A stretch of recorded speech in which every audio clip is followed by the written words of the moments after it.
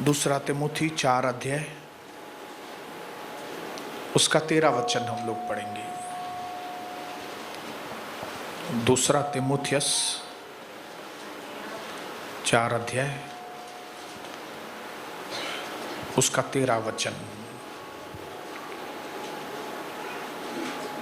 यहाँ पे पौलुस जो है वो अपने चेले को तिमुथियस को जेल में से कुछ लिख रहा है। उसको कह रहा है कि जो बागा मैं त्रोआस में करपुस के हाथ छोड़ आया हूँ, जब तू आए तो उसे और पुस्तकें विशेष करके चरम पत्रों को लेते आना। जेल में बैठा हुआ पौलुस अपने चेले को, जो उसका चेला उससे मिलने के लिए आने वाला था, तो वो अपने चेले को ये नहीं बोल रहा है कि मेरे लिए अच्छे से अच्छा पानी लेके आना, क्योंकि जेल में बहुत ही खराब पानी पिलाते हैं। अच्छे से अच्छा थोड़ा खाना लेके आना मेरे लिए, बहुत दिन से मैंने अपने पसंद का खाना नहीं खाया, जेल का खाना खाते खाते मैं तंग आ गया हूँ। उसने तिमुथियस से ये नहीं कहा कि तू मेरे लिए खाना लेके आना अच्छा, लेकिन तिमुथियस को ये प्रभु का दास बोल रहा है, वो जो मेरी किताबें हैं, वो जो पत्रियां मैंने अलग अलग लिखी हैं, वो तुम लेके आना। अगर आज का वक्त होता, मैसेजेस में बात होती या फोन पे बात होती, तो वो उसको बोलता था, तिमुथियस, गुरुजी, पास्टर साहब, ये किताबें क्या करोगे, ये बागा क्या करोगे, मैं आपके लिए अच्छे से अच्छा खाना लेके आता हूँ, दूसरी अच्छी चीजें लेके आता हूँ। तो पौलुस ने जवाब दिया होगा, तिमुथियस, मेरे जिंदगी में मैंने एक फैसला लिया है कि मुझे मरना है, प्रभु मेरे अंदर जिंदा रखना है। इसके लिए मैं क्या करूंगा, मैं अपने जेल खाने के कमरे को भी लाइब्रेरी बनाऊंगा। वहां पे क्या करूंगा, मैं अपने किताब रखूंगा, वहां पे बुक्स लेके आना। क्यों? क्योंकि मैंने अपने आप को अनुशासन में लेकर आया हूं कि मुझे जो व्यर्थ बातें हैं, वो मुझे व्यर्थ बातें अपने जीवन में नहीं करनी है। भले मैं जेल में हूं, तो मुझे जेल में खाली समय काटना नहीं है, मुझे जेल में समय सजाया करना है।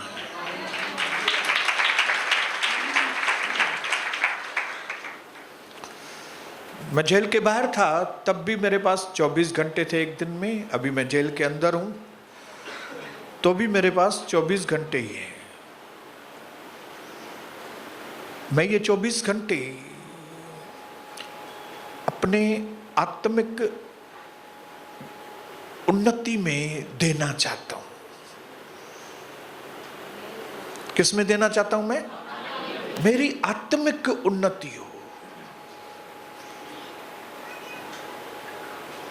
मेरा परमेश्वर के साथ संबंध और मजबूत हो।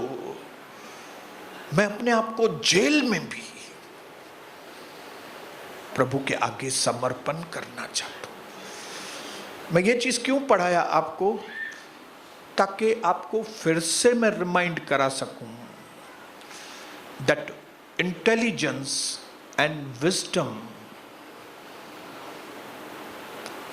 दे are not the gifts, but they are the results of your disciplined life। Hindi में बोलता हूं, होशियारी और बुद्धिमानी ये वरदान नहीं है, लेकिन ये आपके और मेरे अपने आप को अनुशासन में एक्शन में लाने के नतीजे हैं। इसका मतलब है कि बुद्धिमानी, होशियारी ये आपके और मेरे कामों का, एक्स्ट्रा एफर्ट्स का नतीजा है। इसका मतलब है आप मेहनत नहीं करेंगे, आप डिसिप्लिन नहीं होंगे, तो आप होशियार नहीं बनेंगे। आप एक्शन वाले नहीं हैं तो आप होशियार नहीं बनेंगे, क्योंकि एक्शन होगा ही नहीं तो रिजल्ट्स आएंगी नहीं, रिजल्ट्स आएंगी नहीं तो आपका बुद्धि ग्रो कैसे होगा?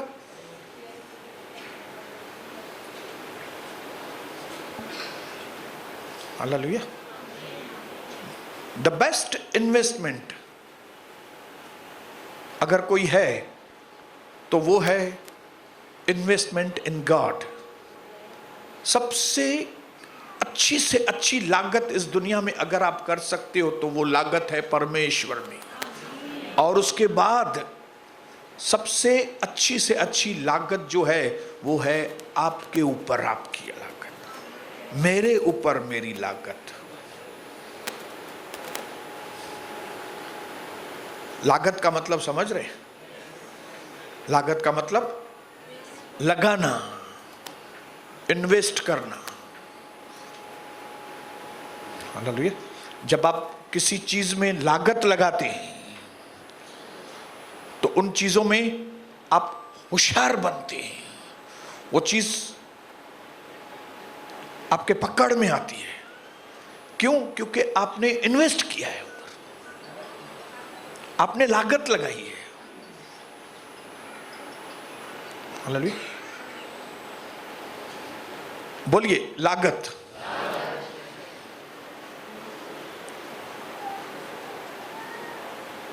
वो लागत फिर दिखती है।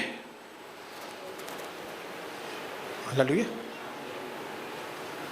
मैं कुछ साल पहले जूतों का बहुत ही, शूज का बहुत शौकीन था। अभी भी है, लेकिन वो पहले वाला शौक नहीं है जूते का। मैं शर्ट्स का बहुत शौकीन था, अभी भी हूं, लेकिन उतना नहीं हूं। तो मैं जूतों में लागत लगाता था। अच्छा जूता देखूं तो एक, फिर दूसरा देखूं तो दूसरा। कोई वक्त था कुछ साल पहले मेरे पास 5-5, 6-6, 8-8 जूते पैक पड़े रहते थे, नए जूते। क्यों? क्योंकि मैंने उसमें लागत। और जब कभी मैं शू पहन के जाता था तो लोग मेरे शू को देखते थे, बोलते थे क्या तो शू है। अरे भाई क्यों, क्या शू है? क्यों? क्योंकि मैंने लागत लगाई है, मैंने लागत लगाई है। कई बहनों को कपड़े के बहुत शौकीन है, पहने पैसा दे के कपड़े खरीदती है, और फिर उनके कपड़ों में से दिखता है इसने लागत लगाई है, इसने जरूर महंगी ड्रेस खरीदी है। क्या तो ड्रेस लगती है, कितने में ली? पूछते हैं ना, कितने में ली? कई लोग दुनिया में कारों के शौकीन हैं, एक से एक कार खरीद के लाते हैं। 2 करोड़ की कार फिर 4 महीना चला के 1 करोड़ में बेच देते हैं। लागत लगाते हैं, और जिन चीजों में भी वो लागत लगाते हैं वो लागत दिखने में आती है।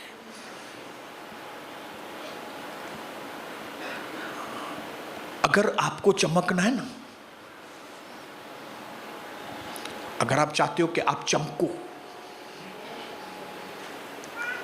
तो आप अपने ऊपर लागत लगाओ। अपने ऊपर लागत लगाना मतलब आपका ही समय आपके लिए इस्तेमाल करना। आपका समय इधर के लिए, उधर के लिए नहीं, आपका समय है आपके लिए।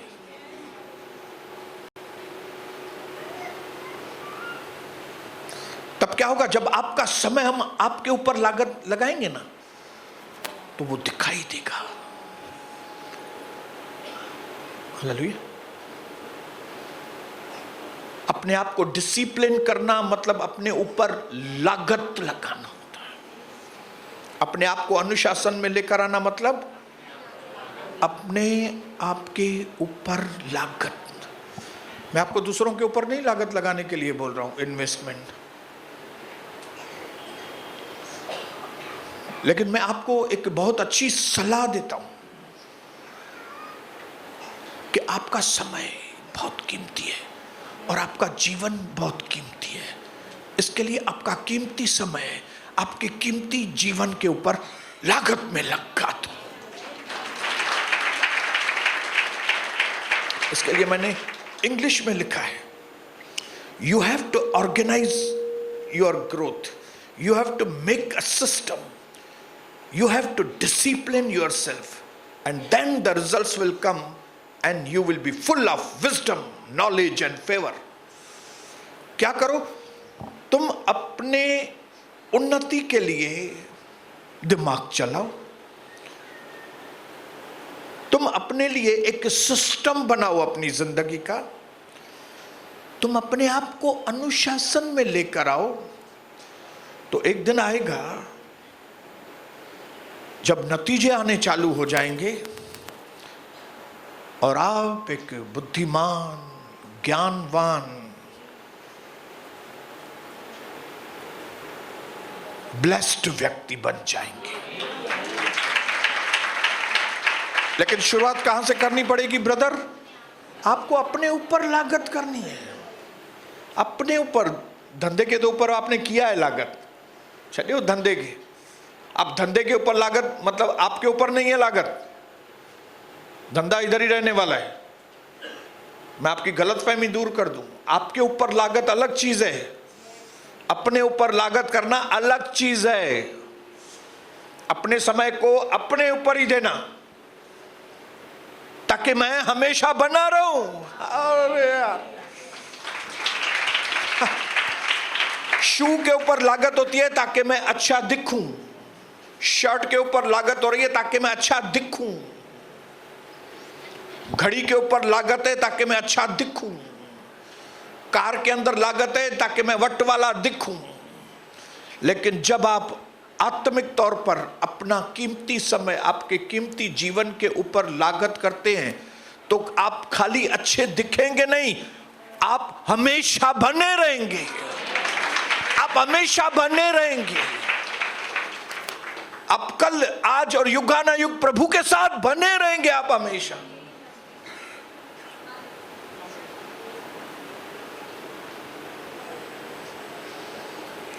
हालेलुया।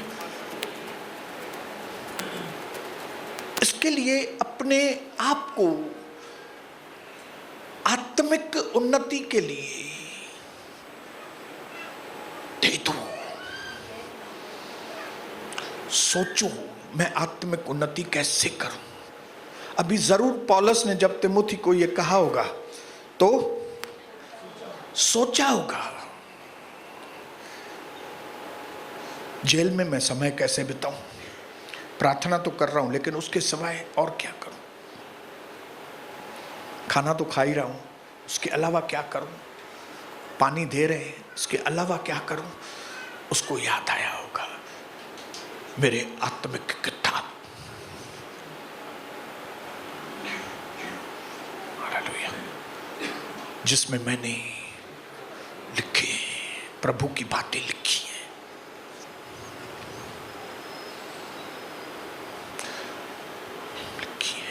बाइबल पढ़ के लिखा है, बाइबल पढ़ के लिखा है, बाइबल पढ़ के लिखा है। वो किताब मंगाओ।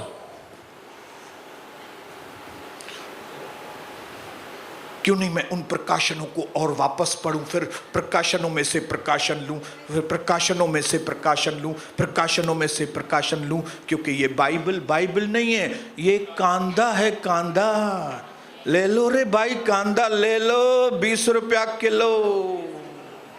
ये कांदा है, एक छिलका निकालो फिर अंदर से दूसरा छिलका निकलेगा, फिर दूसरा निकालो तो तीसरा छिलका निकलता है, फिर खोलो तो दूसरा छिलका निकल रहा है, एक प्रकाशन, फिर दूसरा, फिर दूसरा, फिर तीसरा, फिर तीसरा, फिर चौथा। बोलो ये ऑनियन है, ऑनियन। कांदा कांदा कांदा, अरे बटाटो ले लो भाई, ले लो मी भैयनवा। हालेलुया।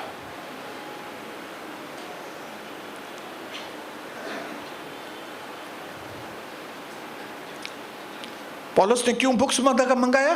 क्योंकि वो सोचता था मैं अपना जेल का टाइम किसमें लागत करूं।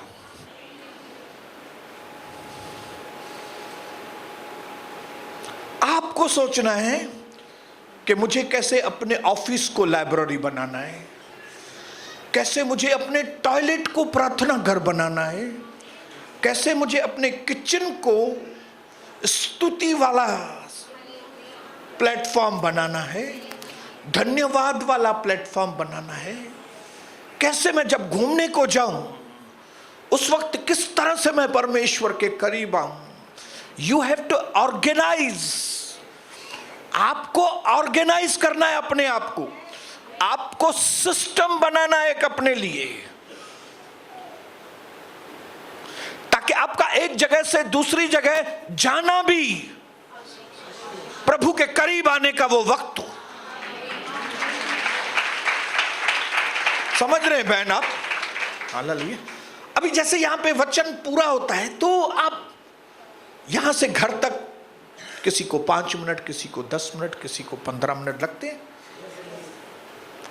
ये 15 मिनट भी इंपॉर्टेंट है।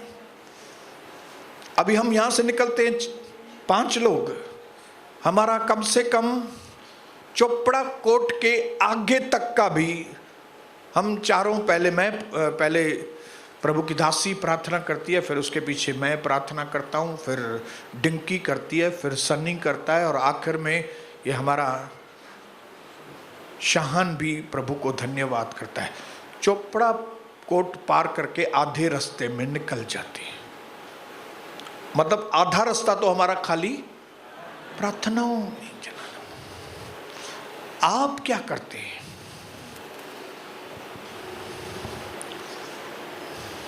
क्योंकि वड़ा भी खा लिया, यहाँ पे समोसा भी खा लिया, ढोकले भी खाए, थोड़ा आराम पहुंचा, बाकी का घर जाके खाना है। तो ये 5, 10, 15 मिनट, 20 मिनट आपको ऑर्गेनाइज करना है। कैसे मैं आत्मा में उन्नति करने के लिए मुझे ये 20 मिनट भी अनुशासन में, कंट्रोल में लेके आने का है।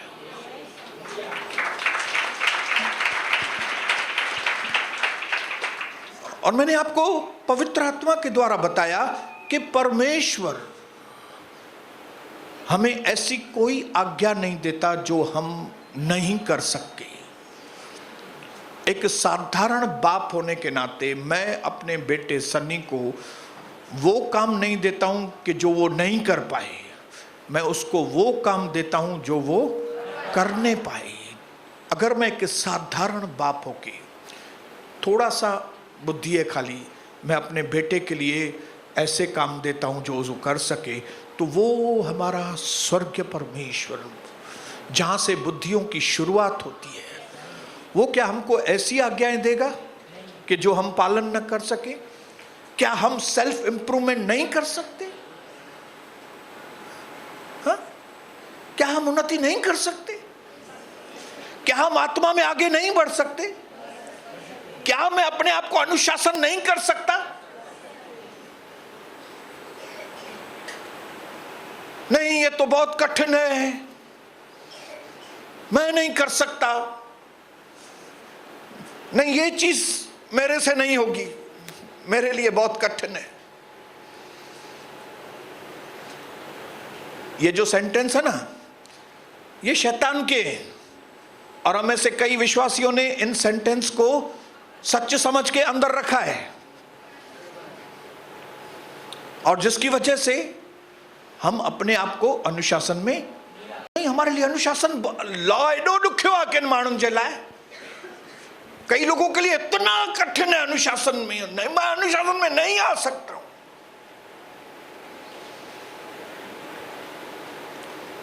सुबह को उठना मेरे लिए तो नामुमकिन है। कोई लोग आपने लोगों को बोलते सुना है? ये उनका सेंटेंस नहीं है, ये शैतान का शब्द है। उन्होंने शैतान को जगह देके वो, अगर प्रभु ने मुझे 6:30 बजे बुलाया, इसका मतलब है मैं 6:30 बजे आ सकता हूं।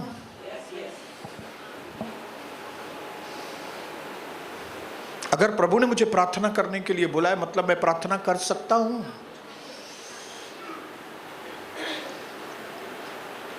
अगर मुझे प्रभु ने कहा है कि तू मेरे साथ अकेले रूम में बैठ, तो मैं प्रभु के साथ अकेले रूम में बैठ सकता हूं। करना क्या है? खाली करना क्या है? हमको ऑर्गेनाइज करना है।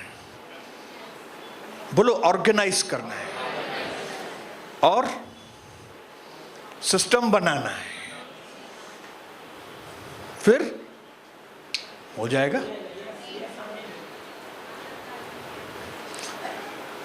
जब पिकनिक का वक्त आता है तो कैसे ऑर्गेनाइज करते हैं, ट्रैवल एजेंट को फोन करते हैं, कितने में टिकट, इतने में, थोड़ा कम करो, हाँ ठीक है चलो बुक कर दो टिकट। कहाँ से है? ये बाई ट्रेन जो है कल्याण से है, ओके। ये फ्लाइट कहाँ से है? ये मुंबई से फ्लाइट है। ये बस कहाँ से है? 17 सेक्शन से है।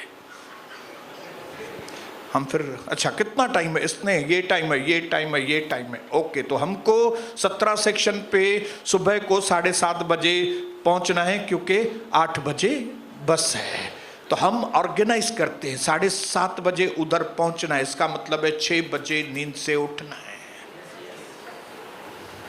6 बजे उठना है तो फिर उठते हैं, कपड़ा चेंज करते हैं, 17 सेक्शन पहुंचते हैं, बस में बैठते हैं।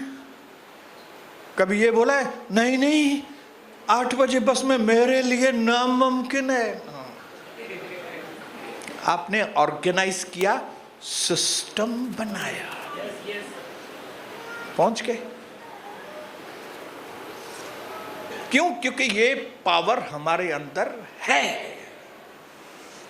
2 तिमुथी 1 अध्याय 7 वचन, जानना पहचाना है, क्योंकि परमेश्वर ने हमें भय की नहीं पर सामर्थ, प्रेम और संयम की आत्मा दी है। इंग्लिश में पढ़ेंगे तो लिखा है कि परमेश्वर ने हमको फियर वाली आत्मा नहीं, लेकिन हमको love, power and self control. And if you read Amplified Bible, then you will come to know that in the self-control, God has written self-discipline. वहां पे लिखा है कि परमेश्वर ने तुमको भय की आत्मा नहीं, लेकिन परमेश्वर ने तुमको पावर की, प्रेम की और डिसिप्लिन होने की आत्मा दी है।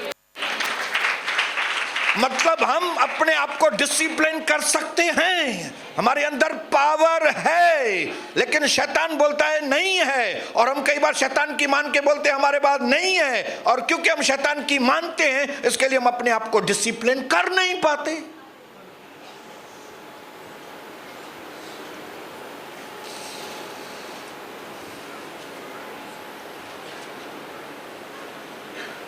बोलो मुझे डिसिप्लिन,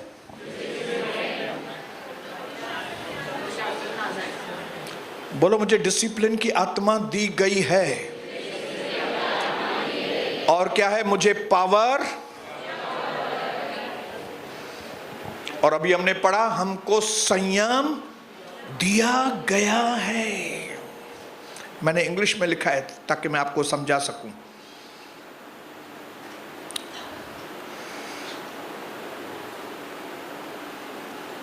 स्टॉप सेइंग, ये बोलना बंद कर दो। क्या? I just can't control my self in that area. ऐसा बोलना बंद कर दो। क्या बोलना बंद करो? ब्रदर मैं मालूम है मैं अपने आप को इस क्षेत्र में कंट्रोल नहीं कर सकता।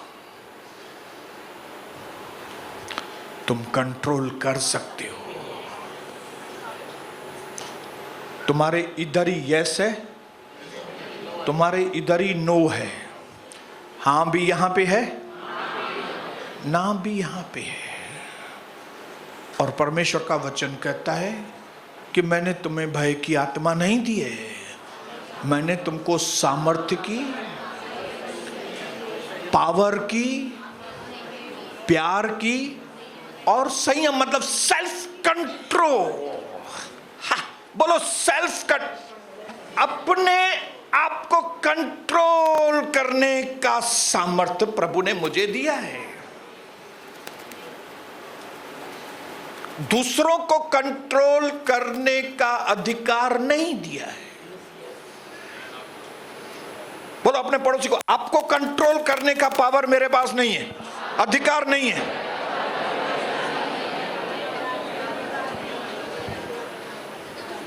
और न ही परमेश्वर हमको कंट्रोल करता है, क्योंकि प्रभु ने कहा मैं तुमको कंट्रोल नहीं करूंगा, तुम अपने आप को कंट्रोल करो। प्रभु मैं कैसे करूं? मैं तुमको पावर देता हूं, तुम खुद को कंट्रोल करो। इसका मतलब है जिस बहन को आप घड़ी घड़ी फोन करते हो और आप बोलते हो मैं इसको बहन को फोन करना कैसे बंद करूं, तो पावर आपके अंदर ही है। अभी आप फोन कर रहे हो, दूसरे वक्त में आप फोन रख दो, पावर है आपके पास। जो पावर आपको कंट्रोल के बाहर कर रहा है, वही पावर आपको कंट्रोल के अंदर करो। पावर है, आप उसका मिसयूज कर रहे हो जब आप कंट्रोल के बाहर होते हो।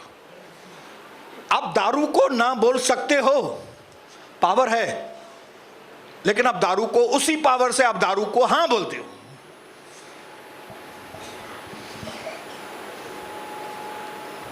The same power you are using for yes and the same power you are using for no. भाई मुझे जाना है, उसके लिए जो पावर चाहिए वही पावर वहां पे जाना नहीं है उसके लिए इस्तेमाल करो, क्योंकि वहां जाने के लिए भी पावर चाहिए ना। दारू पीने के लिए पावर चाहिए, दारू छोड़ने के लिए पावर चाहिए, और पावर है आपके पास। अभी आप या तो पियो या तो नहीं पियो। प्रभु को बोलेंगे, प्रभु को बोलेगा मैंने तुमको सेल्फ कंट्रोल दिया है, इस्तेमाल करो। तुम अपने आप को डिसिप्लिन कर सकते हो, तुम अपने आप को अनुशासन में ला सकते हो। दूसरों को कंट्रोल नहीं, हा जालक कंट्रोल करना है। या तो आपको प्रभु ने अधिकार नहीं दिया अपने पति को कंट्रोल करो, यह बहुत खतरनाक है।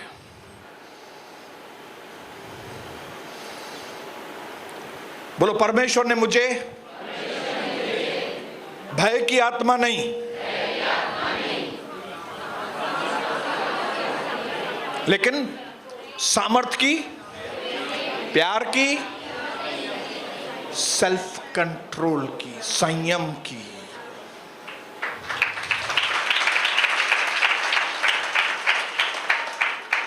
अभी बोलो मैं अपने आप के ऊपर संयम कर सकता हूं। आपके पास पावर है, आप उस पावर के द्वारा बेकार की सहेलियों के पास जा सकते हैं।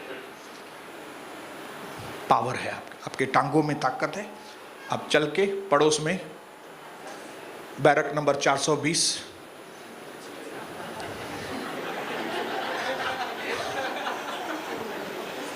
बिल्डिंग नंबर 420 आप जा सकते हो। क्यों? पावर है आपको। लेकिन यही पावर आप इस्तेमाल कर सकते हो, मैं नहीं जाऊंगी है कि नहीं? आपको सेल्फ कंट्रोल का पावर है, तभी तो रोज कॉलेज जाते हैं ना, कि नहीं मुझे कमाना है, मुझे कमाई चाहिए, मुझे पैसे चाहिए, मुझे अपने आप को दूसरी किधर नहीं जाने का, क्योंकि ये टाइमिंग मेरा कॉलेज का है, मुझे कॉलेज जाने का है, मुझे वहां पे पढ़ाना है, मुझे वहां पे कलर, मुझे ये पेपर वर्क करना है, ये करना है। इसका मतलब है आपके पास डिसिप्लिन है। कई क्षेत्रों में आप डिसिप्लिन्ड नहीं है क्योंकि आपने वहां पे अपने आप को डिसिप्लिन किया नहीं है। कई चीजों में आप डिसिप्लिन हैं, कई चीजों में आप अनुशासन में हैं। चेक करो आपके जीवन में तो आपको मालूम पड़ेगा आप अनुशासन में हैं कई चीजों में, लेकिन कई चीजों में नहीं है क्योंकि आपने वहां पे अपने आप को अनुशासन किया नहीं है। आप प्रार्थना करने में अनुशासित नहीं है क्योंकि आपने अनुशासन अपने आप को दिया नहीं है वहां पे।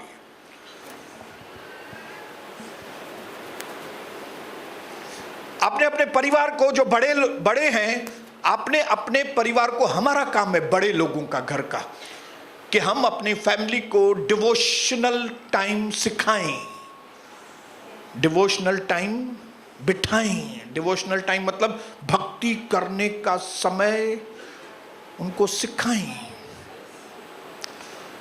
अरे भाई आ जाओ, 10 बज गए, जल्दी आ जाओ, प्रार्थना करनी है मिलके, चलो आ जाओ जल्दी जल्दी, दूसरे काम बाद में, इधर आओ।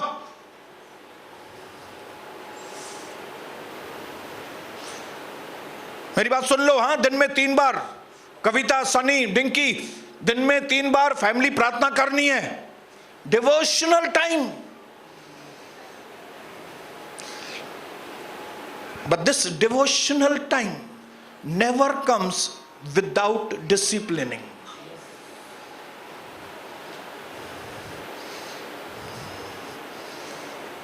हालेलुया। पहले अपने आप को बिठाना पड़ता है, ऐसे ही नहीं बोला और सब लोग आ जाएंगे। बिठाना पड़ता है, अपने आप को भी बिठाना पड़ता है। आपको लगता होगा मेरे लिए बहुत आसान है, उनको बिठाना, मेरे लिए भी बैठना। आपको मालूम पड़ेगा कि devotional time is equal to disciplining time. कुछ दिन, कुछ महीने, कुछ साल आपको ये डिवोशनल टाइम डिसिप्लिन के रूप में दिखाई देगा, लेकिन कुछ साल के बाद, कुछ महीनों के बाद वो आपको डिजायरिंग हो जाएगा।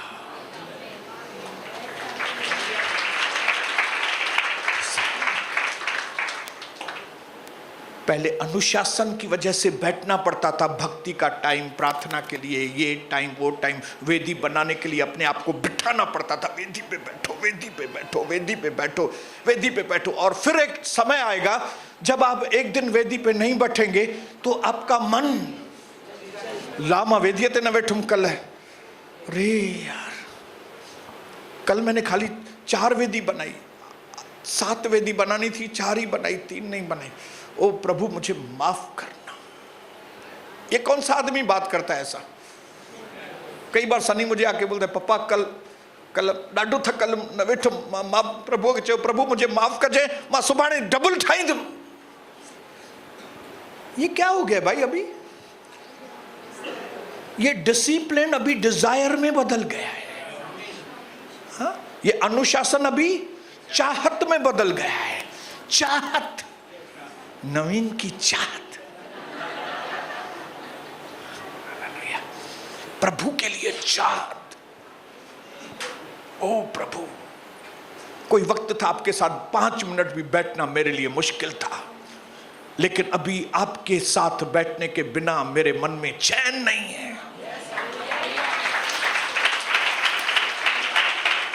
ये ऐसा क्यों होता है? क्योंकि सेल्फ कंट्रोल हमारे अंदर है। बोलो है। कभी मुंह से ये मत बोलो ये चीज मैं नहीं कर सकता हूं, मैं वो चीज मेरे लिए बहुत कठिन है। कुछ भी कठिन नहीं है। पौलुस कहता है मैं सब कुछ कर सकता हूं उस सामर्थ्य के अनुसार जो न मां त हिकु ॾींहुं, मां भाई हिकु ॾींहुं अची सघंदो आहियां हिते, मुंहिंजो बदन ताक़त नथो ॾे पियो। जो बदन आपको एक दिन इधर लेके आ सकता है, वो बदन आपको 3 दिन इधर नहीं लाके दे सकता।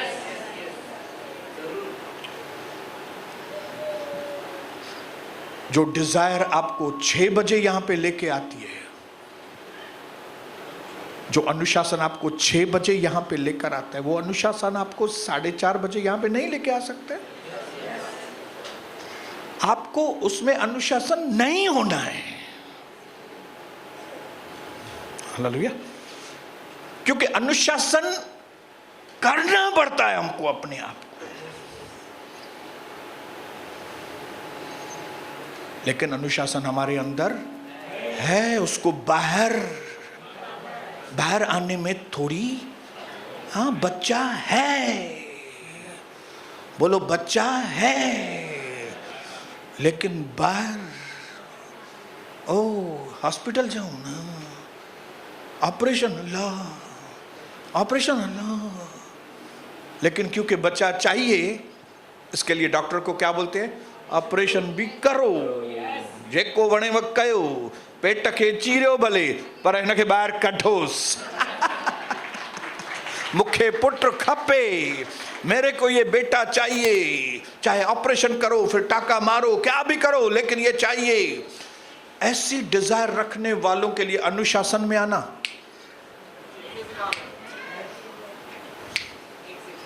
बोलिए बोलिए ऐसे,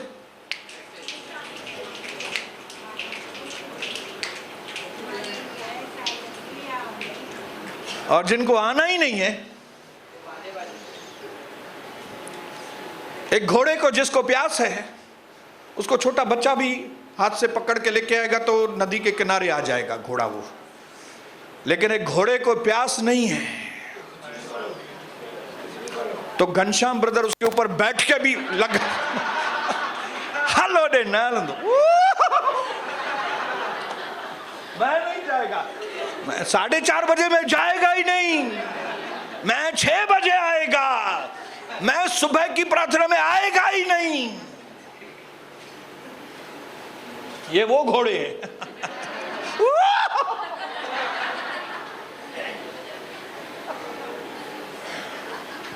मैं प्रार्थना में पंज मांगो तो तुमको दिया जाएगा, ढूंढो तो तुम पाओगे, खटखटाओ, ए बहुत से दबे हुए लोगों मेरे पास आओ, मैं तुम्हें विश्राम दूं। पूरी प्रार्थना पूरी थी भाई। God is good all the time God is good।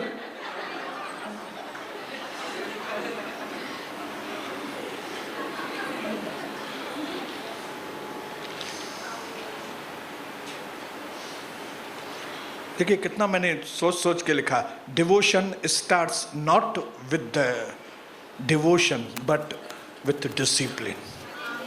ये डिवोशन, ये जो समर्पित वक्त है, ये समर्पण के साथ शुरू नहीं होता, ये अनुशासन से शुरू होता है।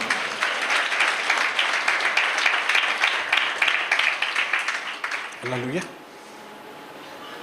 दर्शन की शुरुआत और दर्शन का पूरा होना, उसके बीच में अगर अनुशासन नहीं है, वो दर्शन पूरा होता ही नहीं है।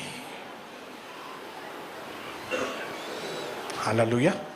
कई बार जानबूझकर परमेश्वर हमको हमारी कई अंदर की डिजायर, बड़ी आशीषें ऐसे ही दे देता है, और फिर हम उन आशीषों को खो देते हैं, और फिर हम सोचते हैं ये आशीष क्यों चली गई। तब हमको हमारी गलतियां मालूम पड़ती हैं कि हमने ये जगह पे लापरवाहियां की, तभी वो आशीष चली गई। लेकिन अब जब प्रभु वो मुझे आशीष आएगी, मैं अपने आप को उसके लिए तैयार करता हूं। हालेलुया।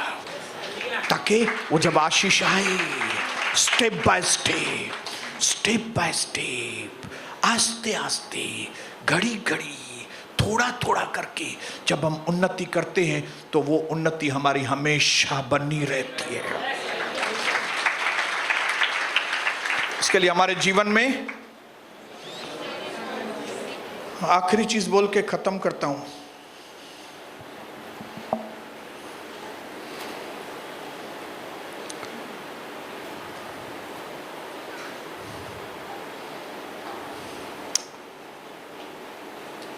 सिंपल चीज है, simple. Start with 10 minutes. 10 minute से शुरुआत करो अपने आत्मिक जीवन की। 10 मिनट। जिन्होंने शुरुआत भी नहीं की उनके लिए बोल रहा हूं। एक 10 मिनट प्रभु की आराधना का एक गीत गाइए, अपने आप को प्रभु के आगे दीजिए, प्रभु के 1-2 उपकार याद करके धन्यवाद करें। 10 मिनट से शुरुआत करें। बाइबल नहीं पढ़ा है अभी तक, एक अध्याय एक दिन से शुरुआत करें। आज 4 तारीख है, 4 नीति वचन अब तक होने चाहिए आपके। मैं अभी क्यों नहीं बोल रहा हूं आपको किसने किया किसने नहीं किया, क्योंकि मैंने नीति वचन के ये 4 अध्याय इन 4 दिनों में नहीं पढ़े हैं। दूसरा कुछ पढ़ा है लेकिन ये नहीं पढ़ा, इसके लिए मैं आपको नहीं बोल रहा हूं। लेकिन कल जब मैं 5वां अध्याय पढ़ के आऊंगा, परसों 6 अध्याय हो गया, फिर देखना मैं कैसे बात करता हूं। और हम माँ बाप को भी, जब तक हम ही डिसिप्लिन नहीं है, हम दूसरों को डिसिप्लिन नहीं कर सकते। मैं अपने बेटे को बेटी को नहीं बोल सकता हूं कि भाई झूठ मत बोलना, जबकि मैं उसको खुद बोल रहा हूं। किसी का फोन आया और मैं उसको बोल रहा हूं, सनी उसको बोलो घर में नहीं है मैं उसको बोलना घर में नहीं है मैं। और फिर मैं सनी को बोलता हूं, सनी आपने जीवन में झूठ नहीं बोलना। सो बोलेगा पापा अच्छो तो कुल्हे देखना तवा के मां हाणे ना मुखे कूड़ ॻाल्हा रहियो है, हाणे वरी चौथा कूड़ न ॻाल्हाए। तो जब तक हम खुद अनुशासन में नहीं है, हम दूसरे को अनुशासन नहीं सिखा सकते। मैं खुद 10 बजे उठने वाला अगर व्यक्ति हूं, मैं अपने बच्चों को नहीं बोल सकता 8 बजे उठो, 7 बजे उठो, 6 बजे उठो। मैं खुद झगड़ालू हूं अगर, और मैं अपने बच्चों को बोलूं झगड़ालू मत बनो। मैं खुद टीवी देखता हूं और फिर अगर मैं दूसरों को बोलूं टीवी मत देखो। मैं खुद प्रार्थना नहीं करता हूं, मैं दूसरों को बोलूं प्रार्थना बढ़ाओ। मैं खुद बाइबल नहीं पढ़ रहा हूं, दूसरों को बोलूं बाइबल पढ़ो। पढ़ेगा कोई? खुद गुटखा खा रहा हूं और दूसरों को बोलूं गुटखा खाना मना है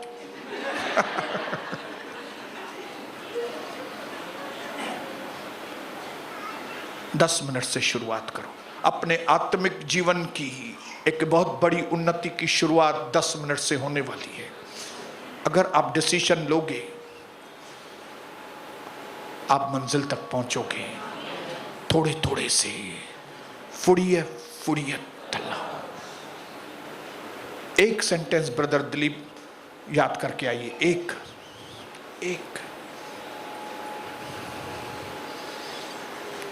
खाली। हजारों मीलों की सफर, ट्रैवलिंग, 1000 माइलों की ट्रैवलिंग एक कदम से शुरू होती है।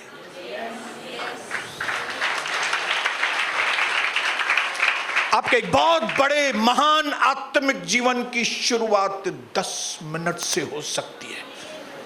एक अध्याय बाइबल, 1-2 धन्यवाद, एक स्तुति। बड़ी बात है कोई? शुरुआत करेंगे? पिता मैं दिल से धन्यवाद करता हूं। अनुशासन का सबक जो आप हम सबको पढ़ा रहे हैं, हम छोटे से शुरुआत करेंगे प्रभु, और फिर छोटे छोटे छोटे छोटे शुरुआत से बहुत बड़े अंजाम तक पहुंचेंगे।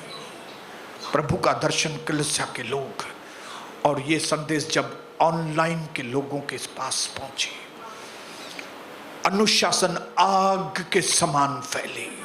प्रभु के लोगों में अनुशासन आए। प्रभु के लोग रोज प्रार्थना, रोज बाइबल पढ़ना, रोज आपके साथ संगति, रोज आपकी प्रशंसा, आपकी स्तुति के गीत गाना, रोज परमेश्वर आपसे प्यार करना। इस तरह से हमारे आत्मिक जीवन में हम अनुशासन लेकर आए और हम ग्रो हों। सेल्फ डिसिप्लिन के द्वारा हम सेल्फ इंप्रूवमेंट करें और आपके नाम की महिमा करें, यीशु प्रभु के नाम से। आमीन, आमीन, आमीन।